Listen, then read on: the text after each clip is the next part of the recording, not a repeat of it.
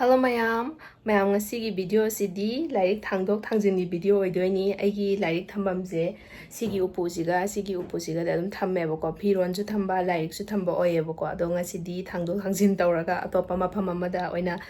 thambagi video oidori ne ado library gumba ina phajana thambadi pame ado hojikmakki di ngamdri haiba tare aduna ai handaksi upu goddess anoba ma laurureba ko ado asigi upusida lyrik khaktagi oina thammage da tawboy doine buko aduna sigi upu sidagi lauthoga maroina sida thambane lyrik se duga sigi sida kidanga yawe asidagi lauthoga anoba sida thambagi video oidoine ado aingonda kari lyrik lei habado mayam punna yengminna se do yam kanna leibadi natte paisa ju paide lyrik leibasu ngamde aingonda leijaba khra do aduido kari leibano ado mayam punna yengminna se aduga mayam ga loina na ngasidi aigi lyrik thamam se change tawthose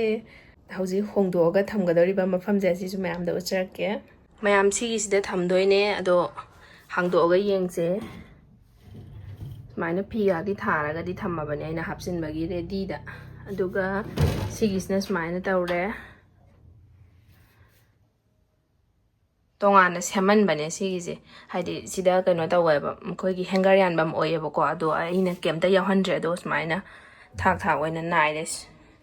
aduga thak mari haba tare ko mari smaina naira oina tawre lyrik thambadadi sina nungaiba oiragane da aduga som side sina apikpa hai tare ko sisu mari thokna ado makhagi si tharaga manga somsu sina achauba smaina oina thamme ado mayam sida oina thammage khalle lyrik to hapchillase adudi mayam lyrik se yam bagi di natte ba ko ado phiron ga hapa sida thambamje phi hapam ju chandraba lyrik hapam ju chandraba admaina tawrabagi aina sigi upu makaisna phi oina hapage aduga lyrik na tongana thammage da tawbagi ne ba ko ado lyrik yamna leibadi natte kidang khaktane ado phajana lyrik ki oina thammage da khallaba hayawang amakanda library oina phajana semage da ado sida yauriba khara se si khaktane mayam ai mathang ucharke thambamje suklai leitrabagi ne aina sida beka je koi thamjilaga khangabani na handagi wana haiba tare sida leisina aina diary gumba iba ko aduga diary makhais leire aduga akhoi thaina gi bengali gi lyrik gumba do bengali tamnaba gi hai tare engraji tamba honaba lyrik aise sugumba so aduga pocket dictionary ga mayam ai sum lauthok charake aduga matham gengminar se ado sida yauriba khara je lauthok ani aduga siju thambam leitrabagi ni ko si mathakta thangalaga thamgala abane thambam leitrabagi aduga sigi makhaisina mathangdana sigisina mathangdana sigise sidai file gumba haidi MA tamingai BA tamingai adugumba gi irakhiba kholakhiba da manghandana thambagi ko adu certificate gumba su yaure si su loina asomda khijikka leiri sisna sida leiba si oidoine sigi dadi sigi section si kakta ngare sina notes gumba kari gumba semaga thambagi ko sida matum leiri hamje si kakta ngare aduga ama opposite su yam yawana te si de last section si kakta dane sigis de su file su khara su leire lyrik su thamme si de su chin mana loirabine ba aroi da se pung thamjin ba do oirabane aduga sigis da lyrik khara ga mekoni su lei tawri si sigis da lyrik khara ga simai khakni hojik thangdok thangin tawdo si mayam ahanbada sida leiba makaije hana pulap hondo aje aduga kona somda mo phajana thammaje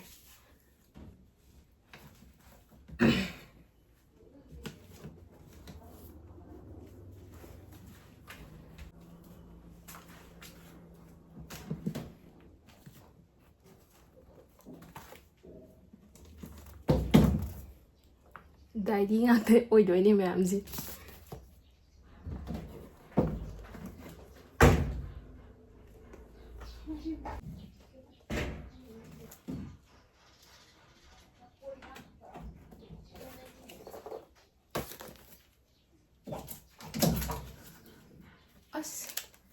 scale ahungak su thamam daga tawri ai leiga khangdresi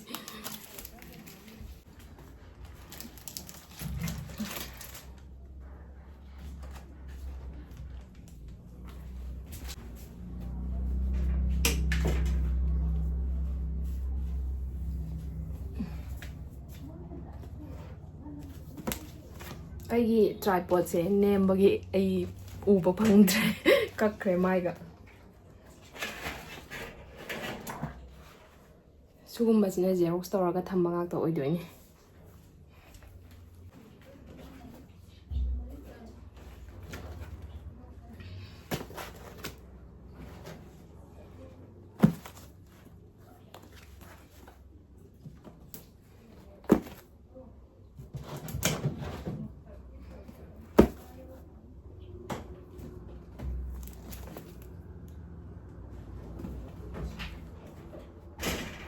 ꯑꯣ ꯁꯤꯔꯦ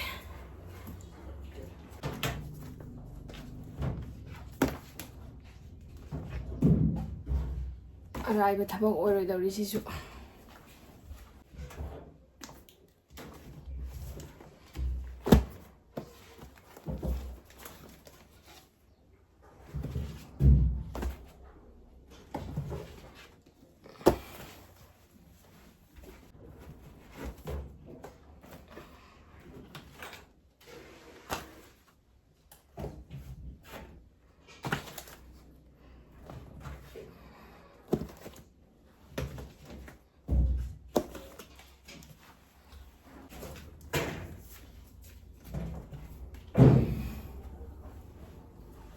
와ꯕꯅ 시래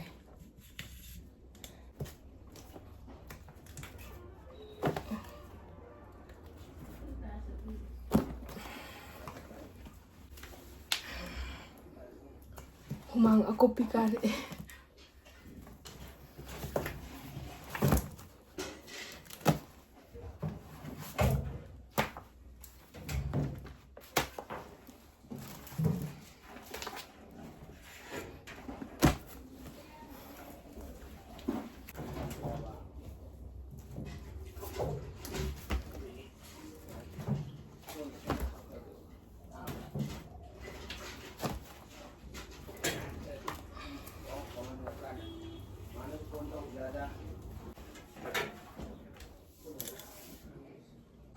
후망 가래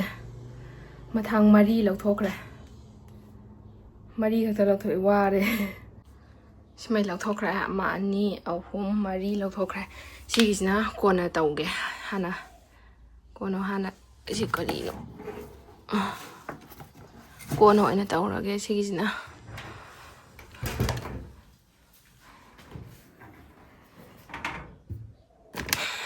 ꯁꯤ ꯃꯈꯩꯁꯤꯒ 시가 ꯑꯃꯨꯛ ꯂꯧꯊꯣꯛꯑꯒꯦ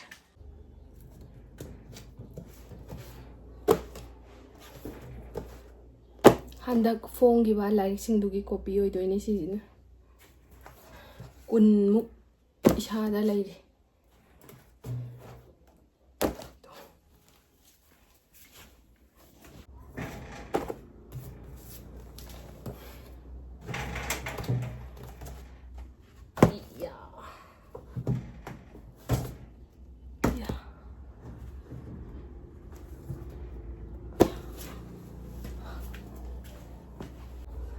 후망 ꯇꯥꯔꯛꯑꯦ ꯃꯊꯛ ꯊꯪꯕ ꯁꯔꯨꯛ ꯈꯛꯇ ꯉꯥꯏꯔꯦ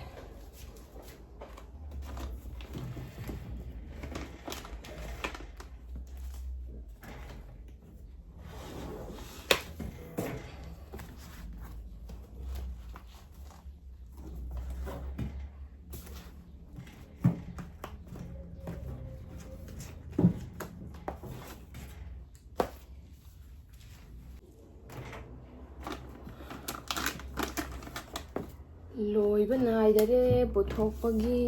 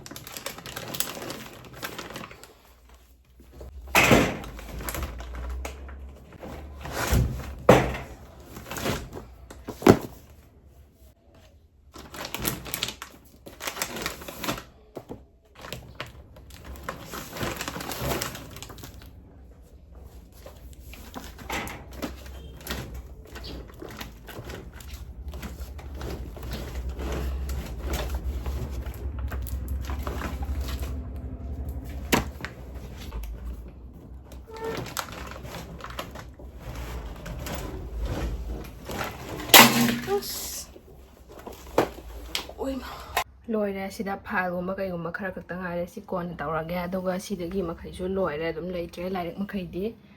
mayam hondokpadi loire aduga thamdo khakta ngare taseng humang dare haba sire wabana mayam sida leire aina hondokiba mayam do phamungji pungsai charaga leire si makhaisini hoje hapsin doise mayam lyrik oiba makhaise journal gumba diary gumba nataba lyrik oiba makhaise si makhaise hana khando ase aduga tongana thamaga lyrik oiba makhaise hana hapsilase natradi kok ngane buko aina journal oiba makhaina tongana aduga khara file gumba kaigumba oiba na tonga thamge khalli buko thibada nungaina ba aduna lyrik hek oiba makhaise hana khando aga tongana thamaga adu hana hapsilase mayam adu lyrik khando na kari lyrik no so dum haidok jarage mayam ahanbagi sina ningtharo lamboba ani suba saruk sida leire khitang thuna dum haira age kano lyrik se khitang haiti sindok sinin tawbada lyrik yamdraga so engonda khara yamgadaba oire buko thabak tawbada na parisaki khangalaba wari macha sida leire xerox oina tawba sina tongano oina thammage sina manipur da jagoi ras haurakpa sida leire durgesh nandini ipak nata thiba halama maitei singi mahausadagi sagon aduna leijaklaba masana sing writer di haije ko mayam wara wi bayale sina thongnang lebaki saitharol khongjom tirtha haujiki sahitya amasung sanskriti nongsaba laihui elangbam dinamanigi wari macha nainaba ahing na yeksilakliba mang mitangba sagolgi mingda angamba katpiyu aliba manipuri sahitegi itihas sna izam aroiba paudam inatki harau kumai maitai yumsarol mami samjilakliba khongul sing lot luba chithi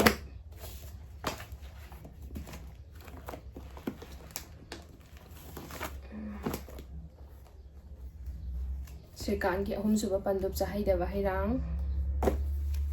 sina ani suba loi thaba sina manipur da lai harauba amasung kaksing harauba generative grammar sisu parisat ki khangalaba wari macha ngasai dai sina khara hena yamba hele chapti manaraga suko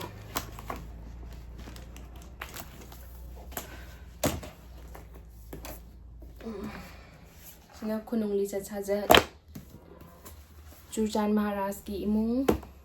Manipur ga Myanmar ga lainaba mari khongji makhol Soviet ki leibakta arambam samrendra gi sana tombi as lyrik asi loi thupchela layame to isi sina zahera sina numshi thoiba maidai lai harauba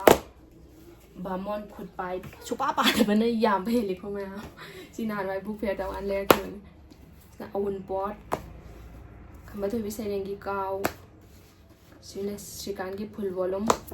labangalata Samagi mahau thambal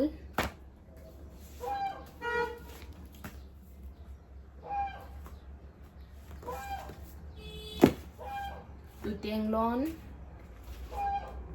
Neo Thingkhong Phambal Kaba Ningsing Lakling Asida Bus Stop Sothe Thawai Pakhangba Birat Santhuplon Ningsing Li Haukraba Matamdo Sina Mingsel Sina Khamba Thobi Seneng Ahan Basero Sina Loina Silon Sina Manipuri Lila Maza Cultural Forum Manipuri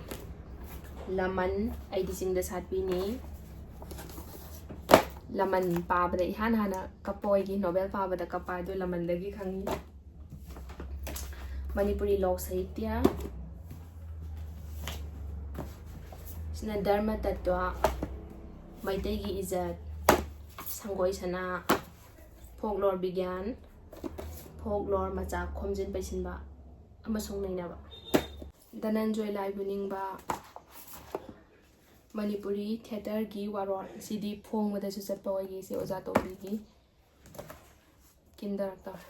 lai pareng sina Antigone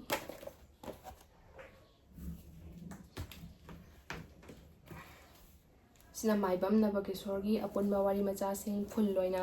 aina khanbada oja gi aroiba oiramgadaba male sigi lai si putho amaga legidaba male bako yamna chamba nusiba oja ni sigi se si phongmada su chachari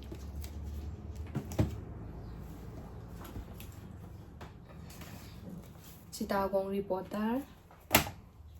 Chengni Khuzai Jasaki Imung Moirang Sayon Nangaiga Matani Chitralekha Sileta Numit Taretni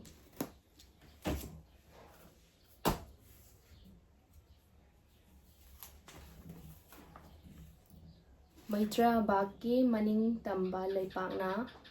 Haurakhiba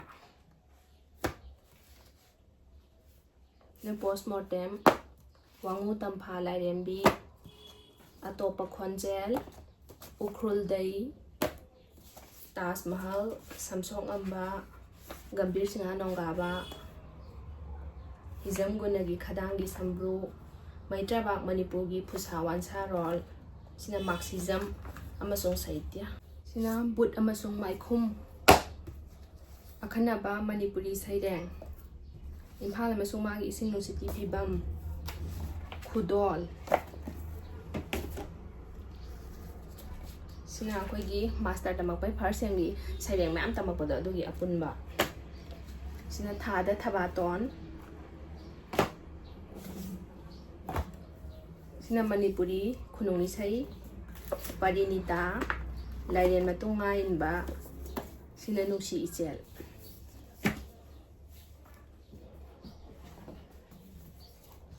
Sina paratara amaga pakhang phabi se puang haugi bani aise yang wana phanggi bala ring se akhanaba nate wareng akhomba Manipuri remedial grammar sina Nazrul Islam gi sereng khara ko sina Ilisa amagi mahau ani raksu jale Ilisa amai mahau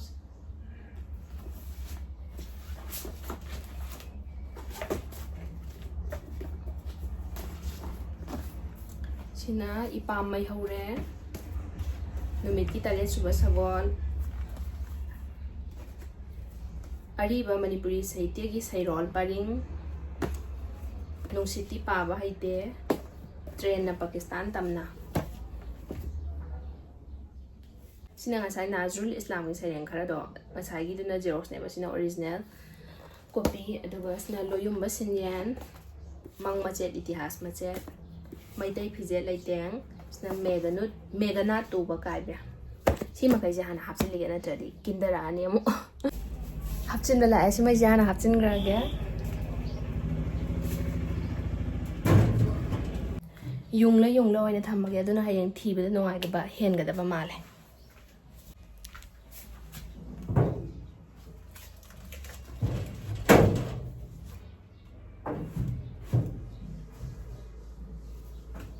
Lanish mine Tamadi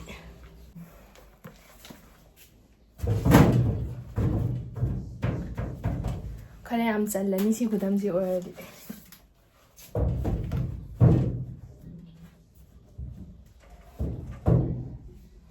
Hana di ko thambam later bagis mine Tamani than other see my taxi that Amusum comes in the Smatala.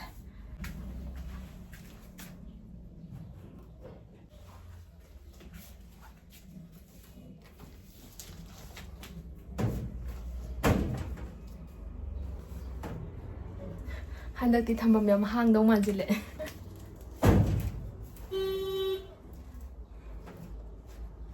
lyrik leitraga ko thambam yam leidawri handakti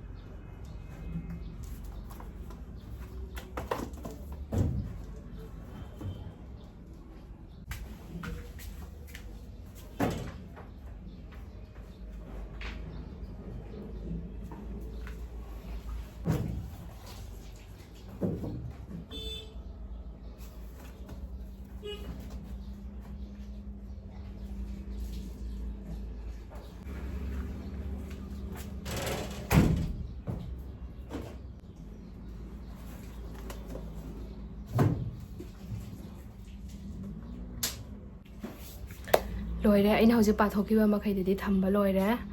yam hangdori handak ti to smaine thamme bako rek ama ba mai phul loidri bako mathak su leiri ado si makha da su yam hangi som side nakan na maji su amta haptre yam hangdori hojik lai leitabai da ngai dore makha amuk yengase tuti si makhai jana mathang mathang harage sina basumati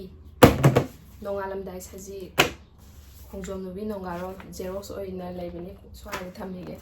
sina kalimai mamang na laiba katpusu yawi katabasu yawi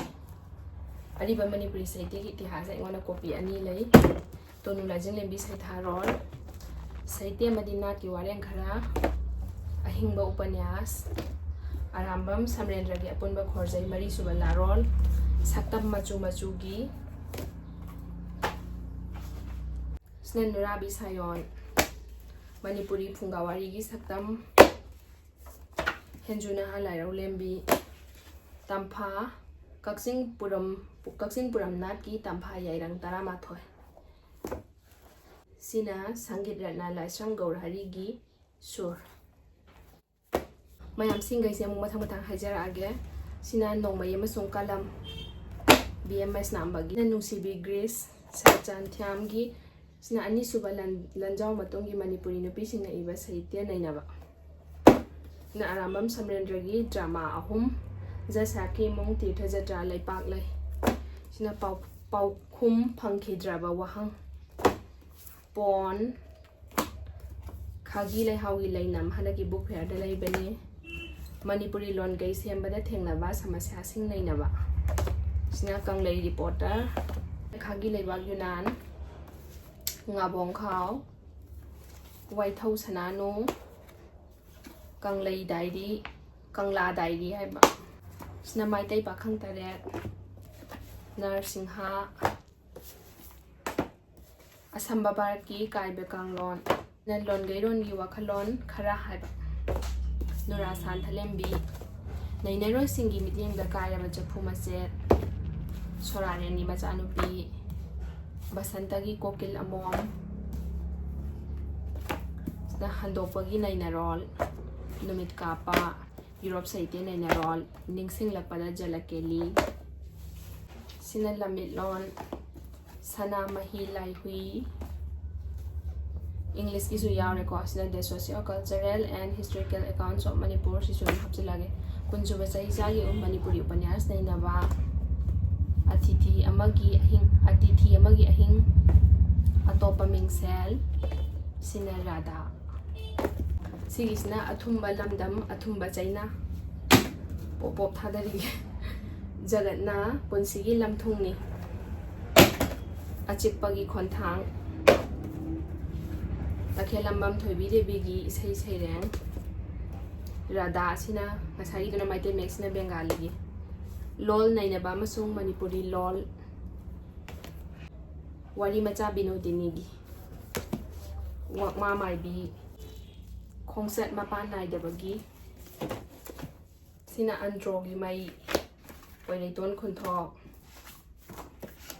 Europe ki mapau zero boundary Manipuri saireng longthang laima masung taibang na fajaba thibagi lambida achikpagi khonthang jagatna punsigi lamthungni haba ngamkhai ama wangma lising athumba lamdam athumba chaina ngasa su yawgre sina mioiba kanano punsi karino si makhaise mo hapsilije mayam natradi yammalle ahan bagi rose baudi thallani nahandaina thambam leitabagi naidaba handakna mo yam hangdore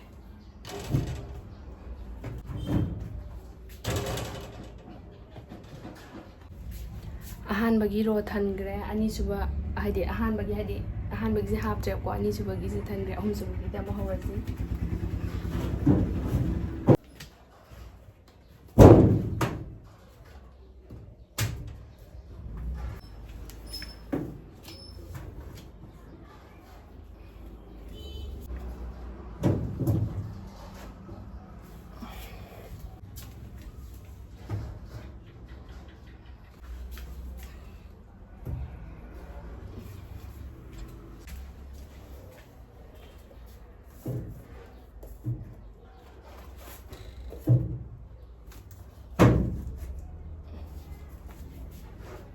ꯑꯅꯤꯁꯨꯕ ꯄꯥꯊꯣꯛꯈꯤꯕꯗꯣ ꯑꯃꯨꯛ ꯍꯥꯞꯆꯤꯟꯕ ꯂꯣꯏꯔꯦ ꯃꯈꯥ ꯑꯃꯨꯛ ꯌꯦꯡꯉꯁꯤ ꯃꯌꯥꯝ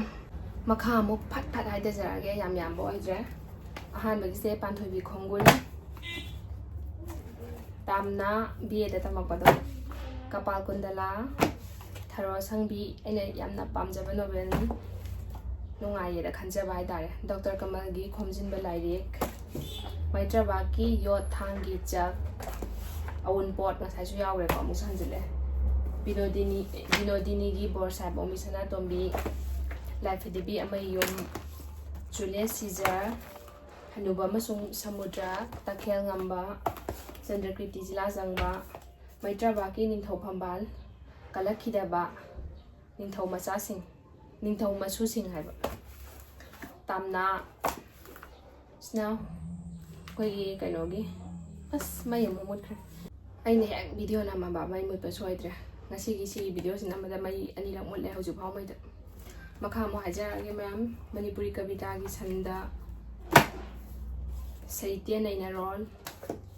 ꯚꯥꯔꯠꯀꯤ ꯀꯥꯏꯕ ꯁꯥꯁꯇ꯭ꯔ ꯁꯤꯅ ꯀꯔꯤꯅꯣ ꯑꯂꯪꯀꯥꯔ ꯖ꯭ꯌꯣꯇꯤ ꯑꯂꯪꯀꯥꯔ ꯁꯥꯁꯇ꯭ꯔ ꯁꯥꯍꯤꯇ꯭ꯌꯗ ꯔꯁ ꯅꯣꯡꯄꯣꯛ ꯑꯃꯁꯨꯡ ꯅꯣꯡꯆꯨꯞ ꯁꯥꯍꯤꯇ꯭ꯌꯗ ꯔꯁ ꯑꯂꯪꯀꯥꯔ ꯀꯧꯃꯨꯗꯤ ꯃꯅꯤꯄꯨꯔꯤ ꯀꯥꯏꯕ ꯀꯥꯡꯂꯣꯟ ꯔꯁꯀꯤ ꯋꯥꯔꯣꯜ ꯈꯝꯕ ꯊꯣꯏꯕꯤ ꯁꯩꯔꯦꯡ ꯁꯤꯅ ꯑꯩꯈꯣꯏꯒꯤ ꯋꯥꯔꯦꯡꯒꯤ ꯁꯔꯨꯛ ꯐꯥꯔꯁ ꯁꯦꯃꯤꯁꯇꯔꯗ ꯇꯝꯕꯗꯣ ꯁꯤꯅ ꯁꯩꯔꯦꯡꯒꯤ ꯁꯔꯨꯛ ꯏꯪꯂꯤꯁꯀꯤꯁꯨ ꯌꯥꯎꯁꯤꯜꯂꯦꯀꯣ ꯁꯤ ꯄꯣꯂꯤꯇꯤꯀꯦꯜ ꯁꯥꯏꯟꯁꯀꯤ BAꯒꯤ ꯂꯥꯏꯔꯤꯛ ꯁꯤꯅ ꯃꯣꯏꯔꯥꯡ ꯑꯦꯟ ꯏꯕꯨꯙꯧ ꯊꯥꯡꯖꯤꯡ ꯁꯤꯁꯨ ꯏꯪꯂꯤꯁꯀꯤꯅꯤꯀꯣ ꯁꯤꯅ ꯃꯇꯝꯒꯤ ꯂꯣꯟꯃꯤꯠꯂꯣꯟ ꯑꯍꯥꯟꯕ ꯁꯤꯅ ꯊꯥꯏꯅ ꯑꯩꯈꯣꯏꯅ ꯀ꯭ꯂꯥꯁ 9, 10ꯒꯤ ꯒ꯭ꯔꯥꯃꯥꯔꯗꯣ ꯑꯗꯨꯏꯗꯣ ꯑꯩꯅ ꯁꯨꯝ ꯊꯝꯖꯤꯜꯂꯛꯄꯒꯤꯅꯤ ꯑꯅꯧꯕ ꯃꯅꯤꯄꯨꯔꯤ ꯒ꯭ꯔꯥꯃꯥꯔ ꯑꯃꯁꯨꯡ ꯀꯝꯄꯣꯖꯤꯁꯟ ꯍꯥꯏꯕ ꯁꯤꯅ ꯃꯅꯤꯄꯨꯔꯤ ꯁꯥꯍꯤꯇ꯭ꯌꯒꯤ ꯈꯣꯝꯖꯤꯟꯕ ꯋꯥꯍꯪ ꯄꯥꯎꯈꯨꯝ ꯈꯔ ꯀꯣꯏꯁꯟ ꯑꯟꯁꯔ ꯍꯥꯏꯇꯥꯔꯦ ꯁꯤꯅ ꯈꯣꯝꯗꯣꯟ ꯁꯅꯥꯒꯤ ꯇꯦꯡꯊꯥ ꯅꯪꯒꯤ ꯋꯥꯔꯤ ꯁꯖꯤꯒꯤ ꯂꯩꯄꯥꯛꯇ ꯍꯦꯟꯖꯨ ꯅꯍꯥꯟ ꯂꯥꯏꯔꯣꯂꯦꯝꯕꯤ ꯉꯁꯥꯏꯒꯤꯗꯨꯅ ꯀꯩꯅꯣ ꯃꯩꯇꯩ ꯃꯌꯦꯛꯁꯤꯅ ꯕꯦꯡꯒꯥꯂꯤ ꯅꯨꯡꯁꯤ ꯈꯣꯡꯆꯠꯇ ꯑꯅꯧꯕ ꯅꯩꯅꯔꯣꯜꯒꯤ ꯋꯥꯔꯦꯡ ꯈꯔ ꯃꯩꯇꯩꯁꯤꯡꯒꯤ ꯃꯍꯧꯁꯥꯗꯒꯤ ꯁꯥꯒꯣꯟꯅꯗꯨꯅ ꯂꯩꯔꯛꯂꯕ ꯃꯁꯥꯟꯅꯁꯤꯡ ꯁꯤꯁꯨ ꯍꯥꯟꯅ ꯌꯥꯎꯈ꯭ꯔꯦ ꯁꯤꯗ ꯁꯛꯅꯥꯏꯔꯕ ꯕꯩꯒ꯭ꯌꯥꯅꯤꯛꯁꯤꯡꯒꯤ ꯄꯨꯟꯁꯤꯗꯒꯤ ꯇꯨꯔꯦꯜ ꯁ꯭ꯔꯤꯀꯥꯟꯇꯒꯤ ꯕꯣꯂꯨꯝ ꯑꯍꯥꯟꯕ ꯃꯪꯁꯠ ꯇꯥꯟꯕ ꯏꯉꯥꯒꯤ ꯅꯣꯡꯃ BAꯗ ꯇꯝꯃꯛꯄꯗꯣ ꯁꯤꯒꯤꯁꯤꯅ ꯑꯔꯥꯝꯕꯝ ꯁꯃꯔꯦꯟꯗ꯭ꯔꯒꯤ ꯗꯁꯥ ꯗ꯭ꯔꯃꯥꯗꯣ ꯑꯗꯨꯏꯗꯣ ꯁꯤꯅ ꯀꯥꯟꯆꯤ ꯋꯥꯔꯦꯡ ꯀꯥꯟꯆꯤ ꯁꯩꯔꯦꯡ ꯀꯥꯟꯆꯤ ꯋꯥꯔꯤ ꯃꯆꯥ ꯁꯤꯅ ꯑꯁꯥꯝ ꯌꯨꯅꯤꯚꯔꯁꯤꯇꯤꯗ 4th ꯁꯦꯃꯤꯁꯇꯔ ꯀꯥꯀꯥꯟꯗ ꯀꯩꯅꯣ ꯇꯧꯕ ꯑꯩꯈꯣꯏꯒꯤ ꯇꯥꯝ ꯄꯦꯄꯔꯒꯤ ꯍꯣꯝ ꯑꯦꯁꯥꯏꯟꯃꯦꯟ ꯇꯧꯕꯗꯣ ꯑꯗꯨꯏꯗꯨꯗ ꯃꯅꯤꯄꯨꯔꯤ ꯁꯥꯍꯤꯇ꯭ꯌꯒꯤ ꯑꯔꯤꯕ ꯄꯨꯌꯥ ꯅꯨꯃꯤꯠ ꯀꯥꯞꯄꯒꯤ ꯁꯛꯇꯝ ꯅꯩꯅꯕ ꯍꯥꯏꯔꯒ ꯇꯧꯈꯤꯕ ꯑꯗꯨꯒꯤ ꯀꯣꯄꯤ ꯑꯃ ꯑꯗꯨꯝ ꯑꯩꯒꯤ ꯂꯅꯥꯏ ꯑꯣꯏꯅ ꯊꯝꯖꯍꯧꯕ ꯍꯥꯏꯇꯥꯔꯦ ꯁꯤꯒꯤꯁꯤꯅ ꯑꯗꯨꯗꯒꯤ ꯁꯤꯒꯤꯁꯤꯅ ꯑꯔꯤꯕ ꯃꯅꯤꯄꯨꯔꯤ ꯁꯥꯍꯤꯇ꯭ꯌꯒꯤ ꯅꯩꯅꯕ ꯋꯥꯔꯦꯡ ꯈꯔ ꯍꯥꯏꯕ ꯁꯤꯅ ꯑꯉꯥꯡꯍꯜ ꯁꯥꯍꯤꯇ꯭ꯌ ꯁꯃꯥꯖ ꯑꯃꯗꯤ ꯁꯪꯁꯀ꯭ꯔꯤꯇꯤ ꯁꯤꯅ ꯃꯅꯤꯄꯨꯔꯤ ꯖꯒꯣꯏꯒꯤ ꯋꯥꯍꯧꯗꯣꯛ ꯑꯃ ꯂꯥꯏ ꯍꯔꯥꯎꯕꯒꯤ ꯁꯤꯡꯒꯩꯁꯤꯅ ꯍꯟꯗꯛ MUꯗ ꯐꯣꯡꯉꯤꯕ ꯂꯥꯏꯔꯤꯛꯇꯣ ꯑꯗꯨꯝꯒꯩꯒꯤ ꯀꯣꯄꯤ ꯑꯣꯏꯗꯣꯏꯅꯦ ꯌꯨꯝꯗ ꯍꯧꯖꯤꯛ ꯁꯤꯡꯒꯩꯁꯤ ꯂꯩꯔꯤ ꯁꯤ ꯇꯣꯉꯥꯟ ꯊꯝꯈ꯭ꯔꯒꯦ ꯑꯗꯨꯒ ꯃꯌꯥꯝ ꯁꯤꯒꯤꯁꯤꯅ ꯑꯩꯈꯣꯏꯒꯤ ꯒꯥꯏꯗꯀꯨꯝꯕ ꯀꯩꯒꯨꯝꯕ ꯑꯣꯏꯗꯣꯏꯅꯦ ꯀꯩꯅꯣ ꯌꯦꯡꯃꯤꯟꯅꯁꯤ ꯁꯤꯒꯤꯁꯤꯅ ꯀ꯭ꯂꯥꯁ 11ꯗ ꯇꯝꯕꯀꯣ ꯑꯄꯨꯟꯕ ꯃꯅꯤꯄꯨꯔꯤ ꯋꯥꯔꯦꯡ ꯁꯩꯔꯦꯡ ꯍꯥꯏꯕꯗꯣ ꯁꯤꯁꯤꯅ ꯂꯩꯔꯦ ꯑꯗꯩꯁꯤꯅ ꯀ꯭ꯔꯤꯇꯤꯁꯤꯖꯝꯒꯤ ꯁꯔꯨꯛ BAꯒꯤ ꯁꯤꯅ ꯃꯅꯤꯄꯨꯔꯤ ꯀꯜꯆꯔꯒꯤ ꯁꯔꯨꯛ ꯁꯤꯁꯨ BAꯒꯤ 5th ꯁꯦꯃꯤꯁꯇꯔꯗ ꯍꯥꯟꯅ ꯇꯝꯅꯔꯝꯕꯀꯣ NEP ꯃꯃꯥꯡꯒꯤ ꯑꯩꯈꯣꯏꯒꯤ ꯃꯇꯝꯒꯤ ꯍꯥꯏꯇꯥꯔꯦ ꯃꯅꯤꯄꯨꯔꯤ ꯁꯥꯍꯤꯇ꯭ꯌꯒꯤ ꯇꯦꯡꯕꯥꯡ ꯍꯥꯏꯕꯀꯣ ꯁꯤꯅ ꯐꯣꯛꯂꯣꯔꯒꯤ ꯁꯤꯁꯨ ꯀ꯭ꯔꯤꯇꯤꯁꯤꯖꯝꯒꯤ ꯑꯅꯤꯔꯛ ꯍꯟꯖꯤꯜꯂꯦ ꯁꯤꯒꯤꯁꯤꯅ BAꯒꯤ ꯑꯍꯥꯟꯕ ꯁꯦꯃꯤꯁꯇꯔꯒꯤ MILꯒꯤ ꯁꯤꯅ BA 5th ꯁꯦꯃꯤꯁꯇꯔꯒꯤ ꯒꯥꯏꯗ ꯁꯤꯁꯨ 5th ꯁꯦꯃꯤꯁꯇꯔꯒꯤ ꯒꯥꯏꯗ ꯁꯤꯅ 6th ꯁꯦꯃꯤꯁꯇꯔꯒꯤ ꯒꯥꯏꯗ ꯁꯤꯅ 3rd ꯁꯦꯃꯤꯁꯇꯔꯒꯤ ꯅꯠꯇꯦ 2nd ꯁꯦꯃꯤꯁꯇꯔꯒꯤ ꯒꯥꯏꯗ ꯑꯣꯏꯗꯣꯏꯕ sina first semester gi guide sina class 10 gi guide sina 12 gi guide aduga sigi sina sisu 12 gi guide singai se mo hapchila se mayam adudi loidore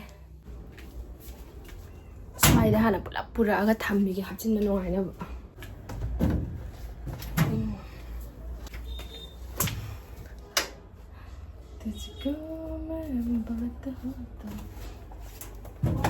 Size manaba makasi hapsingrage.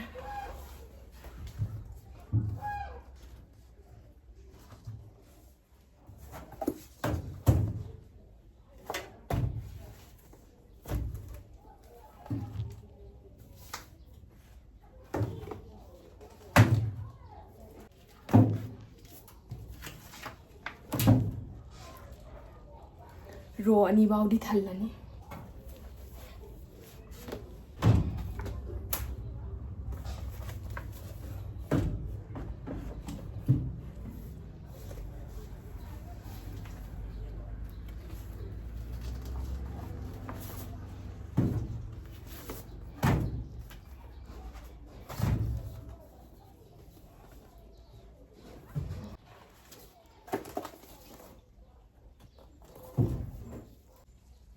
रो अनि बाउडी थल्ले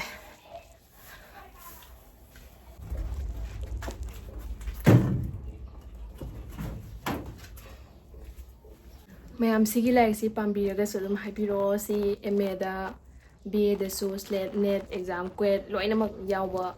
like कनो like ओइदोइने को highly syllabus की मनोंग चनबा अदुरा ma'am पाम्बीबा लेरगदि अइंगोंदा अदुम हाइबिरो comment अदुम हाइबिरो अदुगा पाउ फाउनरगा लौबियो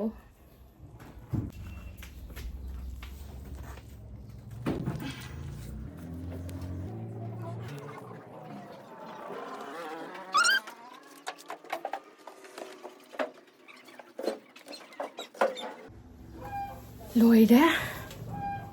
रो अहुम सुबह हापा होरे ma'am मखा खितंग लेइसे अरोइबो ओइना pull-up येंथोगा pull-up अमु हपसिलगा लोइजिलेसे ma'am सिगिसना zeros ओइना तौबा लाइक ओइदोइने बुको सिगिसना चरित्रहीन सिना नैना वारेन खोमजिनबा मणिपुरी लिटरेरी सोसाइटी गी अदुगा सिना हौजिकी साहित्य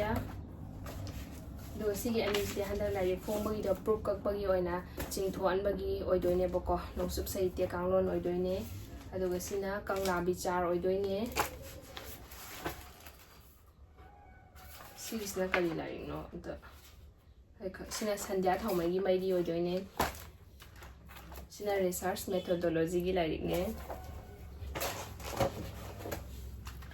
सिना फुंगावारी की सक्तम सिना मणिपुरी साहित्य की ममल लेपा मणिपुर अमसुंग मणिपुरी संस्कृति इमा सिनुराबी त्यागपत्र असैबगी निताइपॉट मेघदूत मैतै पुंगलोन सैगोनबी चरित्रहीन की सेरीज नाको ओइदोइने सिगी अनिसी अदुगा सी मखैसिना अखोइगे जर्नल गुम्बा कैगुम्बा ओइदोइने बको सिगिसिना अखोइगे कक्चिंगी साहित्य सेवा समिति ना पुथोकपा चहीगी ओइना पुथोकपा चुमथांग से फोंग ओइदोइने अनि लैरे अदुगा सिना हंदक कल्चरल फोरम की फाउंडेशन देगी को 68 फाउंडेशन देगी अदुदा पिरकपने अदुगा सिना हंदक चहीगी हाइबदी 2026 की फेब्रुआरी देने अप्रैल बामगी रितु तो अदुई ओइदोइने सिना हंदक डांस अकादमी दा पांगथोखिबा इकुई जुंगे दा पांगथोखिबा रतन ध्याम की नेशनल सेमिनार तौबदो अदुगी ददा अदुगी ओइदोइने सिना मापाउगी लैरे सिना हंदक लैबने सिगी जिजो मैडम सना तोंबीदगी को journal of folklore and literature हाइब अदुगा सिगी फिक्शन एंड पोएट्री क्लब की ओइदोइने सिना साहित्य लेचरगी साहित्य लेचर गातोनी अदुगा सिना साहित्य की पाउ लैरे सी चुमथांगने सिगी अहुम सिना वाखल ओइदोइनी अदु सी साहित्य लेचरनी सिना ऋतुनी सिसु ऋतुनी सिना मापाउनी सी साहित्य लेचर सिसु मापाउ मापाउ सिना लेकोल सिना साहित्य की पाउ सिना 2-day national seminar on folklore and literature dance academy दे तौगिबको अदुगी सिना जर्नल मा कई मा तो ओरनी अदुगा अतै सिदी थोइना केमतदी ओरमरो सिगिसना अखोइगी हौजिक अंगाचिंग इको पार्क दा लेबको अखोइगी सर हybirmmo ना माना इबा सैरेंग nahana mo iko park to chalo anda I want to present or ko saireng nebo ko sigisna aduga sigisna lyron thai sigisna kano gida fiction and poetry club ki function ama chat kanda ai ming du kaw thokre ado ka papiyo da pirak panebo ko sigise do si khongjom no bi nonga ron leire sina sina pre-submission gi pathokpagi che oidoi sigisna si adum aina pawa kana ne da copy ama lawpagi ni sigisisu aduga sigisisu ngasai saireng pirakpa ka anganjing ikopaki anganjing ikopak da leba oja se sigisna pirakpa oidoi ni sigisisu kabita gi kangomdraba khongjat haiba mystic kabi amaga unaba haiba sigise mingba tharaga pirakpan sigisna aina sum nungsida thamjin mane sina class 7 gi GK nebo ko general knowledge aina tamakpa aduga sina class 8 gi aina sum hadi nungsiba gi seniji adum thamjin hoba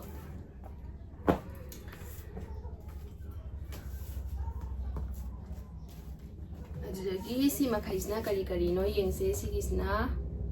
senior English grammar and composition du leire aina sum thamjin bagini padi padabi ko adagi sina history gi lyrik ne sina environmental science gi lyrik ne sina junior English grammar composition sina sisu junior English grammar gi ko samana sina 8 ki damak haba si lyrik ne adagi sina aribam sam sharma gi naha waringe gi punsi takak ki nonglon wari haba khomjin laga nainaba oidone khomjin ba masung phong mana nawrem gandana sigisna read and speak English Hindi Manipuri gi self learning guide sum leire thangli bani sigisna an appeal to the young haba si book fair tawana khoi extra oina hapak palai ne sosna prime mayek mapi haba thaina mayek maitai mayek tamakpagi kaino to lyrik to adui do oidone yam nungsi mayam da yengan jarke to man badadi loira se tatchu tatle saise to maitai mayek tamakpa makai di se dum khangbi ramgani aina sum nungsi da thamjin bani sigisi aduga sigisi su Manipuri Hindi English self instructor habisisu ne sum sine twinkle na hanwa anga wani de legi bagi sum thamjini baini class ka kana leibano ka kawre hande isna pocket dictionary ko sisu ade isna English tamba hauna ba lai anga sa hauba ga mamang na haijagi bodu sisu sekai ba loire aina sum no si de thamjin bani sigisisu English sapa maye achauba masung macha ga smaina tatlaban sigisi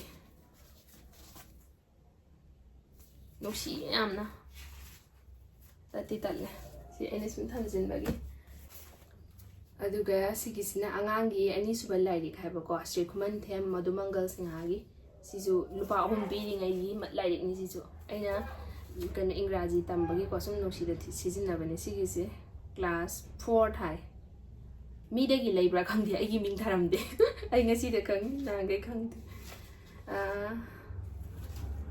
ka tension ba job la manaba ka job la tawado ade si oidoine